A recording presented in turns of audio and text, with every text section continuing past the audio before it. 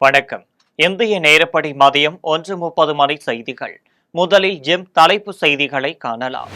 குஜராத்தில் 9000 HP திறனுள்ள ரயில் engine தயாரிக்கும் ஆலையை தொடங்கி வைத்தார் பிரதமர் நரேந்திர மோடி. முதலில் தயாரிக்கப்பட்ட மின்சார ரயில் என்ஜினையும் கொடியசைத்து தொடங்கி வைத்தார்.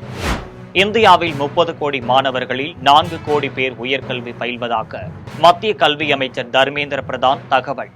பள்ளிக்கல்வி முடிப்போரில் உயர்கல்வி சேர்க்கை 5 ஆண்டுகளில் 50 விழுக்காடாக உயர்த்த இலக்கு. கோவை, நீலகிரி மாவட்டங்களில் அதிக கனமழை பெய்யக்கூடும் என்பதால் வானிலை ஆய்வு மையம் சிவப்பு எச்சரிக்கை. அடுத்த 3 நாட்களில் மேற்கு தொடர்ச்சி மலையோர மாவட்டங்களில் கனமழை பெய்யும் என்று அறிவிப்பு. உக்ரைன் மீது ட்ரோன்கள் ஏவுகணைகளால் தாக்குதல் நடத்தியுள்ள ரஷ்யாவிற்கு அமெரிக்க அதிபர் டொனால்டு டிரம்ப் கண்டனம். அமைதியை விரும்பாமல் பொதுமக்களை கொன்றுள்ள புட்டின் செயல் பைத்தியக்காரத்தனம் என்று விமர்சனம். காசாவில் இஸ்ரேல் விமானப்படையினர் நடத்திய இருவேறு தாக்குதல்களில் குறைந்தது 24 பேர் உயிரிழப்பு. பள்ளியில் அடைக்கலம் புகுந்தோரை கொன்றுள்ளதாக ஹமாஸ் மருத்துவத்துறையினர் தகவல். இனி விரிவான செய்திகளை காணலாம். குஜராத்தின் தாகோடு என்னுமிடத்தில் ரயில் என்ஜின் தொழிற்சாலையை பிரதமர் நரேந்திர மோடி திறந்து வைத்துள்ளார். அந்த ஆலையில் தயாரிக்கப்பட்ட 9000 குதிரை திறன் கொண்ட மின்சார என்ஜினையும் கொடியசைத்து தொடங்கி வைத்தார். பிரதமர் நரேந்திர மோடி 2 நாள் பயணமாக குஜராத்திற்கு சென்றுள்ளார். குஜராத்தின் வதோதராவில் பிரதமரை வரவேற்கும் வகையில் நாட்டுப்புற கலை நிகழ்ச்சிகள் நடைபெற்றன. வதோதரா வீதிகளில் காரின் வெளிப்புறம் நின்றபடி பொதுமக்களை பார்த்து பிரதமர் மோடி கையசைத்து வாழ்த்து தெரிவித்தார். சாலையின் இருபுறமும் நின்ற பொதுமக்கள் அவர் மீது பூமாரி பொழிந்து வாழ்த்து தெரிவித்தனர். ஆபரேஷன் சிந்தூர் நடவடிக்கையில் பங்கேற்ற இந்திய ராணுவத்தின் கர்னல் குரோசியா குடும்பத்தினருக்கும் பிரதமர் மோடி மீது பூமாரி பொழிந்தனர். குஜராத்தின் தாகோடு என்னுமிடத்தில் 9000 குதிரை திறன் கொண்ட மின்சார ரயில் என்ஜின் தயாரிக்கும் ஆலையை பிரதமர் நரேந்திர மோடி திறந்து வைத்தார். அந்த ஆலையில் தயாரிக்கப்பட்ட முதல் என்ஜினையும் கொடியசைத்து தொடங்கி வைத்தார். இந்த விழாவில் ரயில்வே அமைச்சர் அஸ்வினி வைஷ்ணவ், குஜராத் முதலமைச்சர் பூபேந்திர பட்டேல் ஆகியோர் கலந்து கொண்டனர்.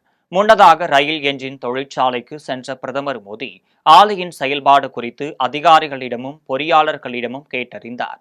ரயில் என்ஜினுக்குள் சென்று அதன் செயல்பாட்டு கருவிகளையும் பார்வையிட்டார். 9000 குதிரை திறன் கொண்ட ரயில் என்ஜின்கள் சரக்கு போக்குவரத்திற்கும் ஏற்றுமதிக்கும் தயாரிக்கப்பட உள்ளனர் என்பது குறிப்பிடத்தக்கது. இந்தியாவில் 30 கோடி மாணவர்கள் உள்ளனர் என்றும் இவர்களில் 4 கோடி பேர் உயர்கல்வி பயின்று வருவதாகவும் மத்திய கல்வி அமைச்சர் தர்மேந்திர பிரதான் தெரிவித்துள்ளார். டெல்லியில் பிரிட்டனில் லிவர்பூல் பல்கலைக்கழகத்திற்கு கருத்தூறு தொடர்பான கடிதம் வழங்கும் விழாவில் மத்திய கல்வி அமைச்சர் தர்மேந்திர பிரதான் கலந்து கொண்டு பேசினார். அப்போது இந்தியாவில் 1200 பல்கலைக்கழகங்களும் அவற்றின் ஆளுமையில் 50,000 கல்லூரிகளும் உள்ளதாகவும் அமைச்சர் தர்மேந்திர பிரதான் குறிப்பிட்டார். பள்ளிக் கல்வியில் இருந்து உயர்கல்விக்கு செல்வோரின் விகிதம் 27 விழுக்காடாக உள்ளதாகவும் இதையடுத்து 50 ஆண்டுகளில் 50 விழுக்காடாக அதிகரிக்க வேண்டும் என்று தேசிய கல்விக் கொள்கையில் பரிந்துரைத்துள்ளதாகவும் குறிப்பிட்டார். இந்தியா உலகின் 4வது பெரிய பொருளாதாரத்தை கொண்டுள்ளதாகவும் 2047ஆம் ஆண்டிற்குள் வளர்ந்த நாடாக உருவாக வேண்டும் என்ற இலக்கை கொண்டுள்ளதாகவும் அமைச்சர் தெரிவித்தார். இதற்காக தேசிய கல்விக் கொள்கையை நடைமுறைப்படுத்தி வருவதாகவும் அமைச்சர் தர்மேந்திர பிரதான் குறிப்பிட்டார். கோயம்புத்தூர் மாவட்டத்தின் மலைப்பகுதிகள் மற்றும் நீலகிரி மாவட்டத்தில் ஓரிரு இடங்களில் இன்று கனமழை முதல் அதிக கனமழை பெய்யக்கூடும் என்று வானிலை ஆய்வு மையம் சிவப்பு எச்சரிக்கை விடுத்துள்ளது. தமிழ்நாட்டின் மேற்கு தொடர்ச்சி மலையோர மாவட்டங்களில் தென்மேற்கு பருவமழை தீவிரமடைந்துள்ளது. கன்னியாகுமரி, திருநெல்வேலி, தென்காசி, தேனி, திண்டுக்கல், திருப்பூர், கோவை, நீலகிரி, ஈரோடு, சேலம், தருமபுரி, கிருஷ்ணகிரி ஆகிய மாவட்டங்களில் பரவலாக மழை பெய்துள்ளது. இன்று காலை 8:30 மணியுடன் முடிந்த 24 மணி நேரத்தில் அதிக அளவாக நீலகிரி மாவட்டம் அவலாஞ்சியில் 35 சென்டிமீட்டரும், மேல் பவானியில் 30 சென்டிமீட்டருக்கும் மழை பதிவாகியுள்ளது. கோவை மாவட்டம் சின்ன கல்லாரில் 21 சென்டிமீட்டர் மழை பதிவாகியுள்ளது. இன்று கோயம்புத்தூர் மாவட்டத்தின் மலைப்பகுதிகள் மற்றும் நீலகிரி மாவட்டத்தில் ஓரிரு இடங்களில் இன்று கனமழை முதல் அதிக கனமழை பெய்யக்கூடும் என்று வானிலை ஆய்வு மையம் சிவப்பு எச்சரிக்கை விடுத்துள்ளது. இதேபோல் திருநெல்வேலி மாவட்டத்தின் மலைப்பகுதிகள், கன்னியாகுமரி, தென்காசி, தேனி மாவட்டங்களில் ஓரிரு இடங்களில் கனமழை முதல் மிக கனமழை வரை பெய்யக்கூடும் என்று குறிப்பிட்டுள்ளது. அடுத்த 3 நாட்களில் தமிழ்நாட்டின் மேற்கு தொடர்ச்சி மலையோர மாவட்டங்களில் ஓரிரு இடங்களில் கனமழை பெய்ய வாய்ப்புள்ளதாகவும் வானிலை ஆய்வு மையம் தெரிவித்துள்ளது. உக்ரைன் மீது ரஷ்யா தாக்குதல் நடத்தி 10க்கும் மேற்பட்டோரை கொன்றுள்ளதை கண்டித்துள்ள அமெரிக்க அதிபர் டொனால்ட் ட்ரம்ப் ரஷ்ய அதிபர் விளாடிமிர் புட்டினை பைத்தியம் என்று கூறியுள்ளார். ஞாயிற்றுக்கிழமை ஒரே இரவில் ரஷ்ய படையினர் உக்ரைனின் கார்கிவ், சஃபோரியா ஆகிய நகரங்களின் மீது 367 ட்ரோன்களையும் ஏவுகணைகளையும் ஏவி கடுமையாக தாக்குதல் நடத்தினர். இந்த தாக்குதலில் குறைந்தது 12 பேர் கொல்லப்பட்டதாகவும் 20க்கும் மேற்பட்டோர் காயமடைந்துள்ளதாகவும் தகவல் வெளியாகியுள்ளது. இந்த நிலையில் உக்ரைனின் மீதான தாக்குதலை கண்டித்து அமெரிக்கா மௌனமாக இருப்பது புட்டினை மேலும் ஊக்கப்படுத்தும் என்று ஜெலன்ஸ்கி கூறியுள்ளார். ரஷ்யா மீது பொருளாதார தடை விதிக்கப்படும் என கூறி அதற்கு கடுமையான அழுத்தம் கொடுக்க வேண்டும் என்று உக்ரைன் அதிபர் ஜெலன்ஸ்கி வலியுறுத்தியிருந்தார். இந்த நிலையில் புட்டினுக்கு என்னவாயிற்று என்றும் உக்ரைனின் பலரை அவர் கொன்றுள்ளதாகவும் இது பைத்தியக்காரனின் செயல் என்றும் டொனால்ட் ட்ரம்ப் கூறியுள்ளார். காசாவில் இஸ்ரேல் விமானப்படையினர் நடத்திய இருவேறு தாக்குதல்களில் குறைந்தது 24 பேர் கொல்லப்பட்டதாக மருத்துவமனை வட்டாரங்கள் தெரிவித்துள்ளன. இஸ்ரேலின் தொடர்ச்சியான தாக்குதல்களால் காசாவின் வடக்கு பகுதி நகரமான பெய்ட் லாகியாவில் இருந்து நூற்றுக்கணக்கான குடும்பங்கள் காசாவின் நடுப்பகுதியில் உள்ள ஃபாமி அல் ஜர்காவில் பள்ளியில் அடைக்கலம் புகுந்திருந்தனர். ஞாயிற்றுக்கிழமை இரவில் இந்த பள்ளியின் மீது இஸ்ரேல் விமானப்படையினர் குண்டுவீச்சு தாக்குதல் நடத்தியுள்ளனர். இந்த தாக்குதலில் 20 பேர் கொல்லப்பட்டதாக ஹமாஸ் அமைப்பின் மருத்துவத்துறையினர் தெரிவித்துள்ளனர். இந்த தாக்குதலில் 50க்கும் மேற்பட்டோர் காயமடைந்துள்ளதாகவும் கூறப்படுகிறது. இதேபோல் காசாவில் நடுப்பகுதியில் உள்ள ஒரு வீட்டின் மீது இஸ்ரேல் விமானப்படை குண்டுவீசி தாக்குதல் நடத்தியதில் 4 பேர் கொல்லப்பட்டதாக ஹமாஸ் அமைப்பின் மருத்துவத்துறையினர் தெரிவித்துள்ளனர். கேரளத்தின் கொல்லம் கடற்கரையில் 8 சரக்கு பெட்டகங்கள் கரை ஒதுங்கியுள்ளனர். லைபீரியா நாட்டைச் சேர்ந்த கப்பல் சரக்கு பெட்டகங்களை ஏற்றிக்கொண்டு இந்தியாவிற்கு வந்தது. கொச்சி அருகே வந்தபோது கடல் கொந்தளிப்பு காரணமாக கப்பலுக்குள் கடல் நீர் புகுந்தது. இதன் காரணமாக அந்த கப்பல் கடலில் மூழ்கியது. அதில் இருந்த மாலுமிகள், பணியாளர்கள் 24 பேரும் இந்திய கடலோர காவல் படையினரால் பாதுகாப்பாக மீட்கப்பட்டனர். கப்பலில் இந்த சரக்கு பெட்டகங்கள் அரபிக் கடலோரம் ஆங்காங்கே கரை ஒதுங்கி வருகின்றன. இந்த நிலையில் கொல்லம் கடற்கரையில் 8 சரக்கு பெட்டகங்கள் கரை ஒதுங்கியுள்ளன. குற்றாலம் அருவிகளில் 2வது நாளாக குளிக்க தடை நீடிக்கப்பட்டுள்ளது. மேற்கு தொடர்ச்சி மலை பகுதிகளில் இரவு முழுவதும் கனமழை கொட்டி தீர்த்தது. இதனால் நீரோடைகள் மற்றும் நீர்வீழ்ச்சிகளில் தண்ணீர் வரத்து அதிகரித்து காணப்பட்டு வரும் நிலையில் குற்றாலம் பகுதியில் உள்ள அனைத்து அருவிகளிலும் தற்போது வெள்ளப்பெருக்கானது ஏற்பட்டுள்ளது. குறிப்பாக குற்றாலம் பகுதியில் உள்ள குற்றாலம் மெயின் அருவி, ஐந்தருவி, பழைய குற்றாலம் அருவி, சிற்றருவி, புளியருவி உள்ளிட்ட அனைத்து அருவிகளிலும் 2வது நாளாக சுற்றுலா பயணிகள் குளிக்க தடையானது நீடிக்கப்பட்டுள்ளது. புதுக்கோட்டை அருகே திமுக சார்பில் நடைபெற்ற கபடி போட்டியை பிற்படுத்தப்பட்டோர் நலத்துறை அமைச்சர் சி.வி. மெய்யநாதன் தொடங்கி வைத்தார். புதுக்கோட்டை மாவட்டம் கந்தர்வக்கோட்டை அருகே மங்களா கோவிலில் திமுக சார்பில் மங்களா கோவில் கலைஞர் அரங்கத்தில் மாநில அளவிலான கபடி போட்டி நடைபெற்றது. இறுதிப் போட்டியை தமிழக பிற்படுத்தப்பட்டோர் நலத்துறை அமைச்சர் சி.வி. மெய்யநாதன் தொடங்கி வைத்தார். இதில் வெற்றி பெற்று முதலிடத்தை கைப்பற்றிய தஞ்சாவூர் பிரிஸ்ட் யூனிவர்சிட்டி அணியினருக்கும் 1,50,000 ரூபாய் பரிசாக வழங்கப்பட்டது. இதேபோல் பெண்கள் அணிக்கு பரிசு வழங்கப்பட்டது. பரிசுகளை திமுக மாவட்ட கழக செயலாளர் கே. செல்லப்பாண்டியன் வழங்கி சிறப்பித்தார். இதில் ஏராளமானோர் கலந்து கொண்டு போட்டியை கண்டு ரசித்தனர். நடிகர் விஜய் எதற்காக கட்சி தொடங்கியுள்ளார் என பாஜக மூத்த தலைவர் ராஜா கேள்வி எழுப்பியுள்ளார். புதுக்கோட்டையில் பாஜக மூத்த தலைவர் ராஜா செய்தியாளர்களை சந்தித்து பேசினார். அப்போது அவர் தமிழகத்தில் அனைத்து பகுதிகளிலும் போதைப் பொருள் அதிக அளவு விற்பனை செய்யப்படுகிறது என குற்றம் சாட்டினார். தொடர்ந்து ஆபரேஷன் சிந்தூர் வெற்றி பெறுவதற்கும் டாஸ்மார்க் விவகாரத்தில் அறிவாலயத்தை அதகலப்படுத்த போவது ஆகாஷ்தான் என கூறினார். மேலும் நடிகர் விஜய் எதற்காக கட்சி தொடங்கியுள்ளார் என்பதை அவர் விளக்க வேண்டும் என கூறியுள்ளார். அவரது கூட்டணிகளில் வேலு நாச்சியார் புகைப்படமும் பெரியார் புகைப்படமும் போடப்பட்டுள்ளது. எனவே அவர் எந்த அரசியலை முன்னெடுத்து செல்கிறார் என்பதை விளக்க வேண்டும் என கேள்வி எழுப்பியுள்ளார். குவார்ட்டருக்கு 10 ரூபாயும் அது கணக்கு பண்ணி கரெக்டாக வாங்குறாங்கன்னு கேள்விப்பட்டேன். நான் ஃபுல்லாக இருந்தால் 40ன்னு. அந்த மாதிரி ஒரு போதையிலே இளைஞர்கள் அழிக்கப்பட்டு வருகின்ற ஒரு ஆட்சியாக இந்த அரசாங்கம் இருந்து கொண்டு இருக்கு. ஏனென்றால் சங்கரங்கோவிலில் போதை ஒழிப்பு மாநாட்டில் பேசும்பொழுது மேதகு ஆளுநருடைய கேள்விக்கு இன்னி வரைக்கும் இந்த நான் மோடிக்கும் பயப்பட மாட்டேன், ஈடிக்கும் பயப்பட மாட்டேன்னு பிதற்றி கொண்டிருக்கின்ற உளறல் நிதியாக அங்கேருந்து பதில் வரல. ஏன்னா மேதகு ஆளுநர் பெர்டினன்ட் கொஸ்டின் ரைஸ் பண்ணார். நீங்கள் கஞ்சா பிடிச்சிருக்கீங்க, போலீஸ் கஞ்சா வச்சுருக்கோன்னு கைது பண்ணார். இதுவரை தமிழ்நாட்டில் 1 கிராம் சிந்தட்டிக் ட்ரக் வச்சவனை மாநில அரசு பிடிச்சிருக்கா? அந்த அது என்ன ஜாஃபர்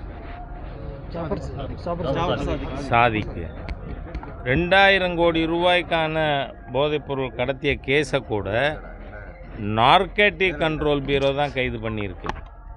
தமிழ்நாட்டில் 2 விஷயங்கள் தமிழக காவல்துறை கண்மூடி வேறு பக்கம் திரும்பி கொண்டு இருக்கு. ஒன்று சிந்தட்டிக் ட்ரக்கு, 2வது பயங்கரவாதிகள். எந்த பயங்கரவாதி மண்ணடியில் போய் இறங்கி கைது பண்ணாலும் அது என்ஐஏ, தமிழ்நாடு போலீஸ் இல்லை.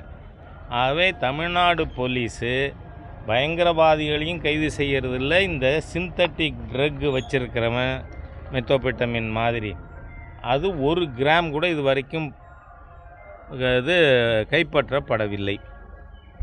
அது மட்டுமில்லை, நாம் கேள்விப்படுகின்ற விஷயங்கள் நமக்கு கவலை அளிக்கக்கூடியதாக, அச்சமுறக்கூடியதாக இருக்குது. சிபிஎஸ்சி ஸ்கூலுக்கு முன்னாடி, சென்ட்ரல் ஸ்கூலுக்கு முன்னாடி எங்கெல்லாம் தமிழ்நாடுடைய இன்டெலிஜென்ஷியாவினுடைய குழந்தைகள், IAS IPS officers, lawyers, chartered accountants, engineers, doctors, இவர்களுடைய குழந்தைகள் படிக்குதோ அங்கெல்லாம் பொட்டலம் வைக்கிறான். எழும்பூர் அருகே நாடார் சங்கம் சார்பில் நாடார் ஒற்றுமை திருவிழா நடைபெற்றது. சென்னை எழும்பூரில் உள்ள நெல்லை தூத்துக்குடி நாடார் பகமை பரிபாலன சங்க கட்டிட அரங்கில் நாடார் ஒற்றுமை திருவிழா நடைபெற்றது. இதில் பாஜகவின் முன்னாள் மாநில தலைவர் தமிழிசை சவுந்தரராஜன் கலந்து கொண்டு சிறப்புரையாற்றினார். மேலும் விழாவில் நாடார் சங்க தலைவர் முத்து ரமேஷ், பாஜகவின் பாமக பொருளாளர் திலகவமா, பெருந்தலைவர் மக்கள் கட்சி தலைவர் தனபால், பாஜக பிரமுகர் பால் கனகராஜ் உட்பட பலர் கலந்து கொண்டனர். தொடர்ந்து ராணுவத்தில் உயிர்நீத்த வீரர்களுக்கு மரியாதை செலுத்தும் வகையில் தேசிய கொடியை கையில் ஏந்தி முழக்கமிட்டு மரியாதை செலுத்தினர். திருப்பரங்குன்றத்தில் நடைபெற்ற கபடி போட்டியை முன்னாள் அமைச்சர் சிவபதி துவங்கி வைத்தார். மதுரை மாவட்டம் திருப்பரங்குன்றம் கிரிவல பாதையில் அதிமுக எம்ஜிஆர் இளைஞரணி சார்பாக முன்னாள் முதல்வர் எடப்பாடி பழனிசாமியின் பிறந்தநாளையொட்டி கபடி போட்டி நடைபெற்றது. போட்டியை எம்எல்ஏ ராஜன், செல்லப்பா, முன்னாள் அமைச்சர் சிவபதி ஆகியோர் துவங்கி வைத்தனர். பின்னர் போட்டியில் வெற்றி பெற்ற அணிக்கு கோப்பை, கேடயம், பரிசு தொகை உள்ளிட்டவை வழங்கப்பட்டது. புதுவை தமிழ் சங்கத்தில் நடைபெற்ற கோடை கலை இலக்கிய விழாவில் அமைச்சர் லட்சுமி நாராயணன் கலந்து கொண்டு விருதுகளை வழங்கினார். புதுவை தமிழ் சங்கத்தில் உழைப்பாளர் நாள் விழா மற்றும் கோடை கலை இலக்கிய விழா நடைபெற்றது. சங்க தலைவர் முத்து தலைமையில் நடைபெற்ற இந்த விழாவில் பொருளாளர் அருள் செல்வம், துணைத் தலைவர் திருநாவுக்கரசு ஆகியோர் முன்னிலை வகித்தனர். இதில் சிறப்பு விருந்தினராக பொதுப்பணித்துறை அமைச்சர் லட்சுமி நாராயணன் கலந்து கொண்டு விருதுகளை வழங்கினார். இதில் முருகன், கோதாண்டபாணி மருத்துவர், கலைவேந்தன், வழக்கறிஞர், சோழராஜன், ஆசிரியர், கலைவாணி ஆகியோர் கலந்து கொண்டு விருதுகளை பெற்றனர். வால்பாறையில் பெய்த கனமழையால் ஆறுகளில் வெள்ளப்பெருக்கு ஏற்பட்டுள்ளது. கோவை மாவட்டம் வால்பாறையில் விடிய விடிய கொட்டி தீர்த்த கனமழையால் கூழாங்கல் ஆறு மற்றும் நடுமலை ஆறு உள்ளிட்ட ஆறுகளில் வெள்ளப்பெருக்கு ஏற்பட்டுள்ளது. இந்த நிலையில் நீர்நிலைகள் பகுதிகளில் பொதுமக்கள் மற்றும் சுற்றுலா பயணிகள் யாரும் செல்லக்கூடாது என்று மாவட்ட நிர்வாகம் அறிவித்ததை தொடர்ந்து அதிகாரிகள் கண்காணிப்பு பணியில் ஈடுபட்டு வருகின்றனர். மேலும் வானிலை ஆய்வு மையம் என்று ரெட் அலர்ட் விடுக்கப்பட்டுள்ள நிலையில் ஆற்றோரம் பகுதிகளில் வசிக்கும் பொதுமக்கள் கவனமாக இருக்க வேண்டும் என்று அறிவுறுத்தப்பட்டுள்ளது. சுருளி அருவியில் வெள்ளப்பெருக்கு ஏற்பட்டுள்ளதால் சுற்றுலா பயணிகள் குளிப்பதற்கு வனத்துறையினர் தடை விதித்துள்ளனர். தேனி மாவட்டம் கம்பம் மேற்கு தொடர்ச்சி மலைப்பகுதியில் உள்ள சுருளி அருவி சுற்றுலா தலமாகவும் ஆன்மீக ஸ்தலமாகவும் விளங்கி வருகிறது. இந்த நிலையில் நேற்று இரவு முதல் தொடர்ந்து மழை பெய்து வருகிறது. இதனால் வனப்பகுதியில் உள்ள ஆற்றில் நீர்வரத்து அதிகரித்து அருவியில் வெள்ளப்பெருக்கு ஏற்பட்டுள்ளது. இதன் காரணமாக சுற்றுலா பயணிகள் அருவியில் குளிப்பதற்கு வனத்துறையினர் தடை விதித்துள்ளனர். சுருளி அருவியில் நீர்வரத்து சீராகும் வரை பொதுமக்கள் மற்றும் சுற்றுலா பயணிகள் குளிப்பதற்கு தடை தொடரும் என கம்பம் கிழக்கு வனசரகர் தெரிவித்தார். புது வண்ணாரப்பேட்டையில் பாலியல் உறவிற்கு வர மறுத்த நபரை அடித்து கொலை செய்த திருநங்கையை போலீசார் கைது செய்தனர். வடசென்னை புது வண்ணாரப்பேட்டை பகுதியில் உள்ள டீ கடை, காய்கறி கடை போன்ற கடைகளில் கிடைக்கும் வேலையை செய்து கொண்டு தினக்கூலியாக சாலை ஓரத்தில் வசித்து வந்தவர் வேலூர் மாவட்டத்தைச் சேர்ந்தவர் ஜான் பாஷா. கடந்த 3 தினங்களுக்கு முன்பு புது வண்ணாரப்பேட்டை சாலை ஓரத்தில் இவர் இருந்துள்ளார். அப்போது பாலியல் தொழில் செய்து வரும் திருநங்கையான கருப்பு மலாய்கா என்பவர் ஜான் பாஷாவை பாலியலுக்கு அழைத்துள்ளார். போதையில் இருந்த ஜான் பாஷா மறுக்கவே ஒரு கட்டத்தில் அவர் திருநங்கையை தாக்கியுள்ளார். இதில் ஆத்திரமடைந்த திருநங்கை போதையில் இருந்த ஜான் பாஷாவை கொலை செய்துவிட்டு தப்பி ஓடியுள்ளார். இதையடுத்து தகவலின் பேரில் வந்த போலீசார் இறந்தவரின் உடலை மீட்டு பிரேத பரிசோதனைக்காக அனுப்பி வைத்து திருநங்கை மலைக்காவை கைது செய்து சிறையில் அடைத்தனர். மதுரை அருகே நாடார் மகாஜன சங்கம் சார்பில் நடைபெற்ற பொதுக்குழு கூட்டத்தில் ஆகஸ்ட் 17ஆம் தேதி 3 சங்கங்களும் தேர்தல் நடத்த ஒருமனதாக தீர்மானம் நிறைவேற்றப்பட்டது. மதுரை நாகமலை புதுக்கோட்டை கல்லூரி வளாகத்தில் நாடார் சங்க நிர்வாகிகள் சார்பில் பொதுக்குழு கூட்டம் நடைபெற்றது. இதில் நாடார் மகாஜன சங்க பொதுக்குழு கூட்டத்திற்கு தலைவர் குருசாமி வெள்ளையன் தலைமை வகித்தார். இதில் பொதுச் செயலாளர் கரிகோட்ராஜ், பொருளாளர் பாண்டியன், செயலாளர்கள் கிப்சன், மாரிமுத்து, ஐஜக் முத்துராஜ், மண்டல செயலாளர்கள் சேகர் பாண்டியன், சுப்பிரமணியன், கனகரத்தினம், ஈஸ்வரன், பிரபாகரன், முருகேச பாண்டியன் மற்றும் நிர்வாகிகள் கலந்து கொண்டனர். தொடர்ந்து கல்லூரி பேரவை பொதுக்குழு கூட்டம் துணைத் தலைவர் பொன்னுச்சாமி தலைமையில் நடைபெற்றது. இதில் செயலாளர் சுந்தர் மற்றும் செயற்குழு உறுப்பினர்கள் கலந்து கொண்டனர். இதையடுத்து காமராஜ் தொழில்நுட்ப கல்லூரி பரிபாலன் சபையின் பொதுக்குழு கூட்டம் அதன் தலைவர் வனராஜன் தலைமையில் நடைபெற்றது. இதில் செயலாளர் விவேகானந்தம் மற்றும் செயற்குழு உறுப்பினர்கள் கலந்து கொண்டனர். இதில் 3 சங்கங்களுக்கும் தேர்தல் நடத்த ஓய்வு பெற்ற நீதிபதி ஜோதிமணி தலைமையில் தேர்தல் குழு அமைக்கப்பட்டது. அதில் உறுப்பினர்களாக பதிவுத்துறை கூடுதல் தலைவர் ஆறுமுக நயினார், வழக்கறிஞர் ஆறுமுகம், மூத்த உறுப்பினர் ராஜேந்திரன், கல்லூரி முன்னாள் முதல்வர் அசோகன் ஆகியோர் உள்ளனர். இதையடுத்து ஆகஸ்ட் 17ஆம் தேதி தேர்தல் நடத்தவும் பொதுக்குழுவில் ஒப்புதல் செய்த உறுப்பினர் பட்டியலை ஜூன் 2ஆம் தேதி அந்தந்த சங்கங்களின் பார்வைக்கு வைப்பது என்று தீர்மானம் நிறைவேற்றப்பட்டது. ராணிப்பேட்டை அருகே திமுக சார்பில் நடைபெற்ற கூட்டத்தில் புதிய பொறுப்பாளர்களை அறிமுகம் செய்யும் விழா நடைபெற்றது. ராணிப்பேட்டை மாவட்டம் திருமால்பூர் அருகே நெமிலி வடக்கு ஒன்றிய பொறுப்பாளர்களின் அறிமுக கூட்டம் நடைபெற்றது. நெமிலி ஒன்றியத்திற்குட்பட்ட 11 ஊராட்சிகளை பிரித்து நெமிலி வடக்கு திமுக ஒன்றியமாக உருவாக்கப்பட்டுள்ளது. இந்த நிலையில் ஒன்றிய செயலாளர் மணிவண்ணன் தலைமையில் நடைபெற்ற இந்த கூட்டத்தில் மாவட்ட அவைத் தலைவர் சுந்தரமூர்த்தி கலந்து கொண்டு புதிய பொறுப்பாளர்களை அறிமுகம் செய்து வைத்தார். பின்னர் 2026 சட்டசபை தேர்தல் குறித்து நிர்வாகிகளுக்கு பல்வேறு ஆலோசனைகளை வழங்கினார். இதில் ஒன்றிய செயலாளர்கள் பெருமாள், வடிவேல், ரவீந்திரன் உட்பட ஏராளமானோர் கலந்து கொண்டனர். கோவையில் தமிழ்நாடு ஜவ்ஹீத் ஜமாத் சார்பில் மாவட்ட செயற்குழு கூட்டம் நடைபெற்றது. கோவை உக்கடம் பகுதியில் உள்ள தமிழ்நாடு தவ்ஹீத் ஜமாத் மாநகர மாவட்ட அலுவலகத்தில் ஆலோசனை கூட்டம் மற்றும் மாவட்ட செயற்குழு கூட்டம் நடைபெற்றது. மாவட்ட தலைவர் அப்பாஸ் தலைமையில் நடைபெற்ற கூட்டத்தில் மாநில துணைத் தலைவர் தாவூத் கைசர் கலந்து கொண்டு ஒருங்கிணைந்த பள்ளிக்கல்வி திட்டத்திற்கான நிதியை மத்திய அரசு வழங்க வேண்டும் உள்ளிட்டவை குறித்து வலியுறுத்தினார். மேலும் கூட்டத்தில் முன்மாதிரி முஸ்லிம் இளைஞர்கள் என்னும் பிரச்சார திட்டம் குறித்து ஆலோசனை மேற்கொள்ளப்பட்டது. தமிழ்நாடு தவ்ஹீத் ஜமாத் கோவை மாநகர மாவட்டத்தின் சார்பில் மாவட்ட செயற்குழு நடைபெற்றது. இந்த செயற்குழுவிலே மாநில தலைமை அறிவித்துள்ள முன்மாதிரி முஸ்லிம் இளைஞர்கள் செயல் திட்டத்தை குறித்து விளக்கியிருக்கின்றோம்.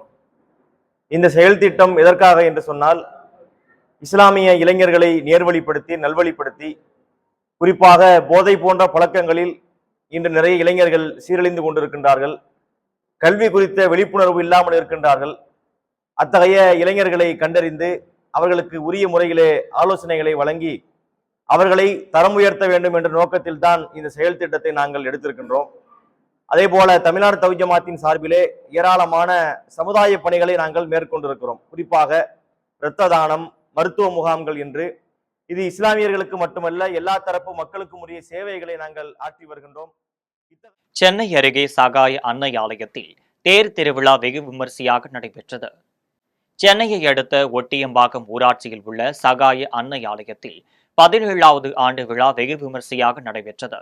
கடந்த 23ஆம் தேதி கொடியேற்றத்துடன் துவங்கிய இந்த ஆலயத்தின் திருவிழாவில் சிறப்பு விருந்தினராக செங்கல்பட்டு மறை மாவட்டத்தின் மேதகு ஆயர் நீதிநாதன் ஆண்டகை கலந்து கொண்டார். முன்னதாக சகாய அன்னை தேர் பவனி நடைபெற்றது. தேரில் வந்த சகாய அன்னைக்கு வழியெங்கும் கிறிஸ்தவர்கள் மாலை அணிவித்து மலர் தூவி வழிபட்டனர். இதில் ஏராளமான பெண்கள் கலந்து கொண்டு சகாய அன்னை பாடல் பாடி பிரார்த்தனை செய்தனர். குடியாத்தத்தில் உள்ள கெங்கையம்மன் கோவிலில் சிரசு ஊர்வலம் வெகு விமரிசையாக நடைபெற்றது. வேலூர் மாவட்டம் குடியாத்தம் அடுத்த வேப்பூர் கிராமத்தில் கெங்கையம்மன் கோவில் உள்ளது. இக்கோவிலில் சிரசு ஊர்வலத்தையொட்டி அம்மன் சிரசுக்கு சிறப்பலங்காரம் செய்யப்பட்டு தீபாராதனை காண்பிக்கப்பட்டது. தொடர்ந்து பக்தர்கள் அம்மன் சிரசை தலையில் ஏந்தியவாறு வீதிகளில் உலா வந்தனர். தொடர்ந்து அம்மன் கண் திறப்பு நிகழ்ச்சி நடைபெற்றது. இதில் வேம்பூர் பஞ்சாயத்து தலைவர் கோடீஸ்வரி மற்றும் கோவில் நிர்வாகிகள் பலர் கலந்து கொண்டனர். இதேபோல் குடியாத்தம் அடுத்த சேம்பள்ளி கிராமத்தில் உள்ள கெங்கையம்மன் கோவில் சிரசு ஊர்வலம் விமரிசையாக நடைபெற்றது. பின்னர் அம்மன் கண் திறப்பு நிகழ்ச்சி நடைபெற்றது. இதில் ஊர் தர்மகர்த்தா வழக்கறிஞர் பிரபாகரன் உள்ளிட்டோர் கலந்து கொண்டனர். இனி வருவது விளையாட்டு செய்திகள்.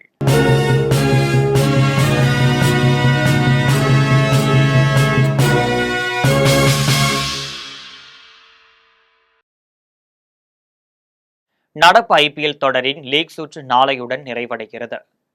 10 அணிகள் இடையிலான 18வது ஐபிஎல் சீசன் இந்தியாவின் பல்வேறு நகரங்களில் நடைபெற்று வருகிறது. நடப்பு ஐபிஎல் தொடரின் லீக் சுற்று நாளையுடன் நிறைவடைகிறது. இந்த நிலையில் ஜெய்ப்பூரில் இன்று இரவு 7:30 மணிக்கு நடைபெற உள்ள 69வது லீக் ஆட்டத்தில் மும்பை இந்தியன்ஸ் பஞ்சாப் கிங்ஸ் அணிகள் மோத உள்ளனர். இரு அணிகளுமே பிளே ஆஃப் சுற்று வாய்ப்பை உறுதி செய்து விட்டனர். இருப்பினும் புள்ளி பட்டியலில் டாப் 2 இடத்தை பிடிப்பதற்கு இந்த ஆட்டத்தின் முடிவு அவசியமாகும். இதனால் இன்றைய ஆட்டம் மிகுந்த எதிர்பார்ப்பை ஏற்படுத்தியுள்ளது. இனி வருவது தங்கம் வெள்ளி விலை மற்றும் பங்குச்சந்தை நிலவரம்.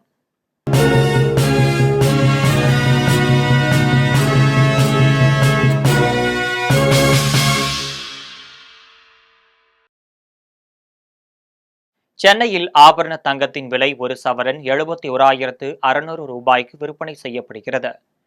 சென்னையில் இன்று ஆபரண தங்கத்தின் விலை கிராமிற்கு 40 ரூபாய் குறைந்து 8,950 ரூபாய்க்கு விற்பனை செய்யப்படுகிறது. மேலும் ஒரு சவரன் 320 ரூபாய் குறைந்து 71,600 ரூபாய்க்கு விற்பனை செய்யப்படுகிறது. 24 கேரட் தூய தங்கம் ஒரு சவரன் 78,112 ரூபாய்க்கு விற்பனை செய்யப்படுகிறது. மேலும் ஒரு கிராம் வெள்ளி 111 ரூபாய்க்கும் 1 கிலோ வெள்ளி 1,11,000 ரூபாய்க்கு விற்பனை செய்யப்படுகிறது. மும்பை பங்குச்சந்தை இன்று உயர்வுடன் காணப்படுகிறது.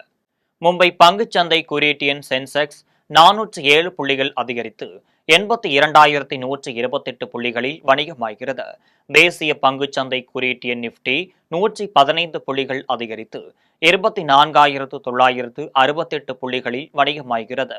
மீண்டும் தலைப்பு செய்திகள். குஜராத்தில் 9,000 HP திறனுள்ள ரயில் என்ஜின் தயாரிக்கும் ஆலையை தொடங்கி வைத்தார் பிரதமர் நரேந்திர மோடி. முதலில் தயாரிக்கப்பட்ட மின்சார ரயில் என்ஜினையும் கொடியசைத்து தொடங்கி வைத்தார். இந்தியாவில் 30 கோடி மாணவர்களில் 4 கோடி பேர் உயர்கல்வி பயில்வதாக மத்திய கல்வி அமைச்சர் தர்மேந்திர பிரதான் தகவல். பள்ளிக்கல்வி முடிப்போரில் உயர்கல்வி சேர்க்கை 5 ஆண்டுகளில் 50 விழுக்காடாக உயர்த்த இலக்கு.